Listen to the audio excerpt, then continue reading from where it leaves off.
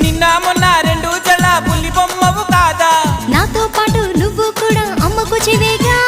బయట వేసి వెయ్యంగానే వయ్యారం ఎందుకే భామ కొంటి చూపులు ఎక్కువాయి విసమొచ్చినందుక నడుము చిక్కెనే నడక మారెనే ఇంత లోపల ఏమి జరిగనే మొదటిసారిగా ఆడపిల్లను